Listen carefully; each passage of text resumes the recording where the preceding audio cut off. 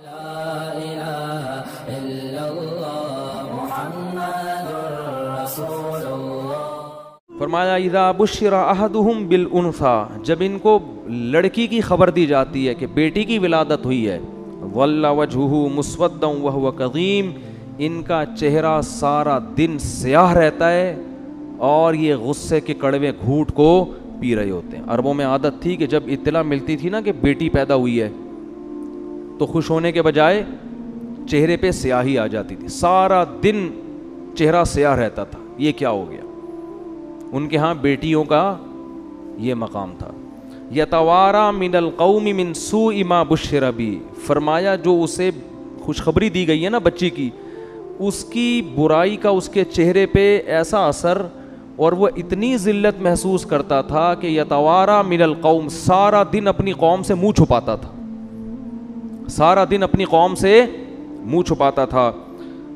ایمسکہ علی ہون ام یدسہ فی التراب، اس ٹینشن میں سارا دن گزرتا کہ میں ذلت برداشت کر کے اسے پالوں یا اسے مٹی میں دفن کر دوں۔ یہ کس کی عادت تھی؟ عربوں کی۔ بیٹی کی پیدائش پہ چہرہ کیا ہو جاتا تھا؟ سیاہ، اور ذلیل ہو کے چھپتا پھرتا تھا۔ میں نے وہ قبرستان دیکھا ہے جہاں بیٹیوں کو دفن کیا جاتا تھا، آج بھی موجود ہے، جو بھی جاتے ہیں دیکھ سکتے ہیں۔ ان مشرکین پر ہمیں تعجب نہیں ہے، تعجب آج کے پڑھے لکھے لوگوں پر ہے کہ جو نسل روکتے ہیں اس خوف سے کہ کہیں بیٹی پیدا نہ ہو جائے۔ اور میں نے خود آج کے جنگلیوں کو بچی کی پیدائش پہ روتے ہوئے دیکھا ہے، پہلے مجھے یقین نہیں آتا تھا، لیکن پڑھے لکھے جنگلی، پڑھے لکھے جاہل، ان کو میں نے اب بھی دیکھا ہے بچی کی پیدائش پہ آنسو بہاتے۔ یہ کیا ہو گیا؟ میں ایک دفعہ ہسپتال میں بیٹھا ہوں تو سامنے کوئی خاتون رو رہی ہیں اور وہ بیٹا ان کا پینٹ شرٹ میں، لگ رہا تھا کوئی ایجوکیٹڈ فیملی ہے، وہ بھی بیچارہ پریشان، منہ ایسا نا اس کا جھکا ہوا، رو تو نہیں رہا تھا لیکن منہ کے پہ یہی کیفیت تھی جو یہاں قرآن بیان کر رہا ہے، چہرے پر کیا ہے؟ ذلت۔ تو ماں اس کو تسلی دے رہی ہے اور رشتہ دار کہہ رہے ہیں بھائی ہائے بیچارے کا منہ اتر گیا، پہلے بھی بیٹی ہوئی تھی اب بھی کیا ہو گئی؟ بیٹی۔ اس سے پتہ چلتا ہے کہ یہ لوگ خدا پر ایمان نہیں رکھتے، ان کو کوئی ضرورت نہیں ہے اپنے آپ کو مسلمان کہیں، شناختی کارڈ میں تمہاری نمازوں کی اللہ کو کوئی ضرورت نہیں ہے۔ سب سے پہلے اللہ دیکھتا ہے کہ تمہارا اللہ پر ایمان اور توکل کتنا ہے۔ بیٹی کس نے دی ہے؟ تیری ماں بھی تو کسی کی بیٹی ہے نا جس نے تمہیں جنا ہے، وہ نہ ہوتی تو تم پیدا ہوتے؟ تو یہ بڑی جب اللہ ختم نہ آپ کی ڈکشنری سے تو پھر بہت بڑی درندے بنو گے، یہ بتا دوں، بہت بڑی درندے۔ وہی ہوگا کہ جانوروں کے تو حقوق ہوں گے، انسانوں کے حقوق نہیں ہوں گے، بلیوں کے حقوق ہیں، ماں باپ کے حقوق نہیں ہیں۔ آج کل دوستوں کو پالا جا رہا ہے، ایئر ہوسٹس کے حقوق جانتے ہیں، بیٹی پہ اپنی اولاد پیدا ہو رہی ہے اور اس گدھے کا منہ سوج رہا ہے۔ مجھے تو دل چاہ رہا تھا میں رکھ کے اس کے گدھے کو ماروں کھینچ کھینچ کے، بے غیرت آدمی، تو پڑھا لکھا ہے، تجھے شرم، تجھے خدا پر ایمان نہیں ہے کیا؟ تو یہ لڑکی، یہ اللہ کی مخلوق پہلے ہے، بے غیرت تیری بیٹی یہ بعد میں ہے، یہ اللہ نے اپنی مخلوق کو پیدا کیا ہے، اس کا نظام ہے، ہمیشہ سے پیدا ہو رہی ہیں اور قیامت تک ہوتی رہیں گی۔ اور تجھے اتنی شرم نہیں آتی کہ جس خدا نے تجھے پال پوس کے جوان کیا، اس بیٹی کا رزق بھی وہ تجھے دے گا، تیری بیوی کی چھاتیوں میں دودھ پیدا کیا اس نے اس بچی کی پیدائش پر، یہ بتانے کے لیے کہ اس کو بھی میں ہی کھلاؤں گا جیسے بیٹے کو میں کھلاتا ہوں۔ تو بے شرمی کی انتہا ہے، بے غیرتی کی انتہا ہے، اور یہ ہیں پڑھے لکھے، یہ کیا کہلاتے ہیں؟ پڑھے لکھے لوگ۔ جہالت ہے یہ۔ ہمارے نبی صلی اللہ علیہ وسلم نے اس ماحول میں آنکھ کھولی ہے کو زندہ دفن کیا جا رہا ہے، اور قرآن کیفیت بیان کر رہا ہے یتوارا من القوم من سوء ما بشر بہ، کہ سارا دن اس کا چہرہ سیاہ رہتا تھا۔ لیکن آپ صلی اللہ علیہ وسلم نے کتنی محبت دی بیٹی کو، نماز میں اپنی بیٹی کو نواسی کو کندھے پہ اٹھا کے 4 رکعتیں آپ نے ظہر کی پڑھائی ہیں۔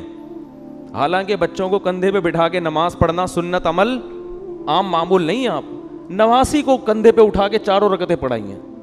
جب رکوع میں جاتے تو اٹھا کے نیچے کر دیتے، اور جب اگلی رکعت میں کھڑے ہوتے پھر اٹھا کے کندھے پہ بٹھا دے۔ اتنی محبت آپ نے اپنی کسی اولاد کو، بلکہ کسی بچے کو بھی نہیں دی ہوگی۔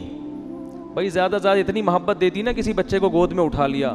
صحابہ کہتے ہیں ہم نماز کے انتظار میں تھے, آپ صلی اللہ علیہ وسلم جب آئے ہیں تو ہم حیران ہو گئے کہ آپ کے کندھے پہ آپ کی نواسی بیٹھی ہوئی ہے. نواسی تو تھوڑی دور ہو گئی نا, بیٹی کی بھی بیٹی ہو گئی. تو ہم حیران تھے یہ کیا ہوا ہے بھائی. اور اسی طرح آپ نے نیت باندھ لی ہے بھائی, سید الانبیاء ہیں اور نواسی کو کندھے پہ بٹھا کے نماز پڑھا رہے ہیں, پیچھے ابو بکر, عمر, عثمان, علی جیسے لوگ کھڑے ہوئے ہیں, اتنی مبارک محفل. اب حیران ہے صحابہ, فرماتے ہیں جب رکوع میں گئے نا تو اس کو اٹھا کے, کیونکہ گر جائے گی نا وہ, چلو اب ایک دفعہ نیچے رکھ لیا تو کافی ہے. اگلی رکعت میں کھڑے ہونے سے پہلے دوبارہ اٹھا کے کندھے پہ بٹھایا اس کو. چاروں رکعتیں اس طرح سے پڑھی ہیں.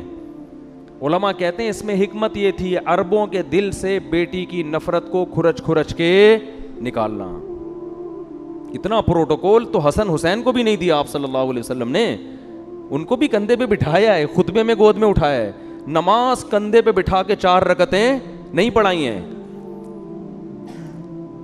تو کیا کس مذہب سے تمہارا تعلق ہے اور تم منہ بنا رہے ہو؟ بھائی 10 بیٹیاں ہو جائیں, 15 ہو جائیں, 16 ہو جائیں, 20 ہو جائیں, کوئی بات نہیں, اللہ کی نعمت ہے, خوش ہو اللہ کے.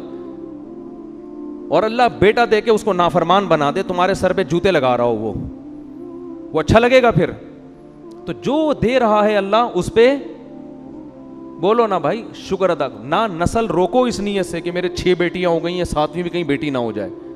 بعض لوگ کیا کرتے ہیں, بیٹا ہو گیا تو نسل روکتے ہیں کہ بس اب نہیں چاہیے, بیٹی ہو گئی تو بیٹے کی لالچ میں نسل بڑھاتے ہیں.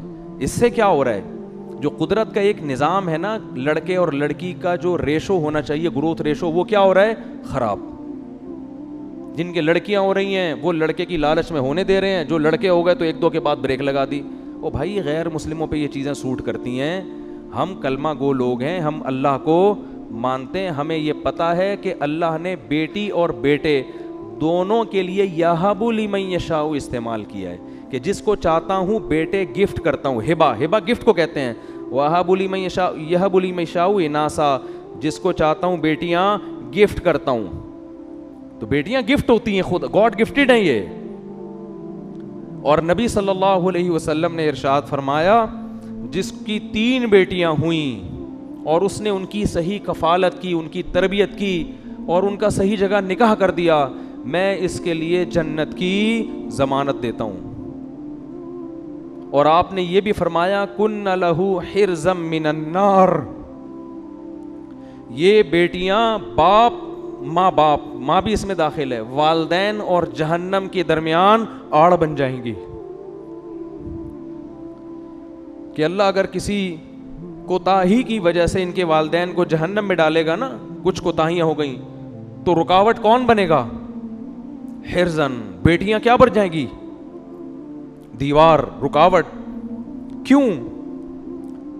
کہ اللہ اس نے اتنی بڑی ہمارے والدین نے نیکی کی ہے کہ ہمیں عزت کے ساتھ انہوں نے اپنے گھر میں پالا, حالانکہ ان کا ہم سے کوئی دنیاوی مفاد نہیں تھا. بیٹوں سے تو مفاد ہوتے ہیں, یہ کرے گا یوں کرے گا, ہم سے کیا مفاد تھا؟